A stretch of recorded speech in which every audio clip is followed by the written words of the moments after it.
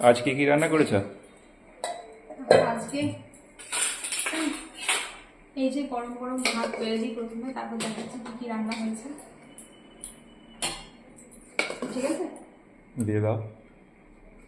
ওই মাত্র বাজার থেকে এলো, বাজার করে নিয়ে এলো। আজকে চিকেন হওয়ার কথা ছিল, কিন্তু আজকে হবে না, চিকেনটা কালকে রান্না হবে।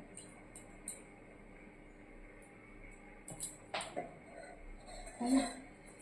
কাল হবে। চলো ভাতটা একটু সাজিয়ে গুছিয়ে নিই। আজকে পাখিগুলো আসেনি, পাখিগুলো এসে এলে বেশ ভালো লাগে বলো, আওয়াজটা সুন্দর লাগে। কিচিরমিচির করে, ভালো লাগে বেশ। তো এই যে দিয়ে দিলাম ভাত।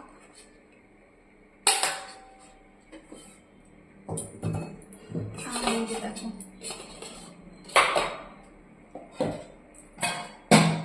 আজকে আলু সেদ্ধ করেছে।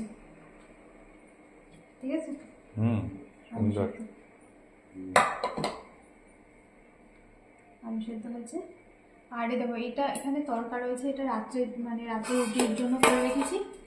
আর মা আমি টিফিনে খেলাম, মিঠিও টিফিনে খাবে তরকা। আর এই যে পরোটা করেছি, মা আর আমি দুজনেই পরোটা দিয়ে তরকা দিয়ে খেয়েছি। আর এটা মিঠির জন্য আছে। আর এই যে আজকে মাছ ভাজা করেছি, তো ও তো মাছ ভাজা খেতেই বেশি ভালোবাসে মাছের ঝালের থেকে। এই রুই কাতলা এই মাছগুলো ভাজা খেতে বেশি ভালোবাসে, বাটা মাছ এগুলো। আর রান্না হয়েছে আজকে এই যে ডাল তরকারি তো আছে প্রতিদিনের মতো। মিঠি এসো এসো এসো, এই যে দিয়ে দিই ডাল, পাঁচমিশালি ডাল। ঠিক আছে,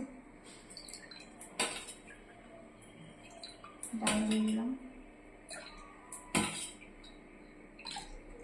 আর এই যে এখানে রান্না হয়েছে আমাদের গাছের বেগুন, বেগুন দিয়ে রান্না হয়েছে, শিম বেগুন মূলো বড়ি আলু দিয়ে একটা তরকারি হয়েছে। শিম বেগুন মূলো বড়ি আলু, তাই তো? এই দিয়ে একটা খেতে ভালো লাগে খুব। খেতে ভালো লাগে। তো চলো বসে পড়ো। তো এই হয়েছে আজকে দুপুরে রান্না বান্না আমাদের, আলু সেদ্ধ, মাছ ভাজা, শিম বেগুন মূলো আলু বড়ি দিয়ে তরকারি, আর এখানে রয়েছে পাঁচমিশালি ডাল। তো চলো খেতে বসে পড়ো। আর এই যে পরোটাটা বানিয়েছিল আজকে, এই পরোটাটা দই দিয়ে করেছি।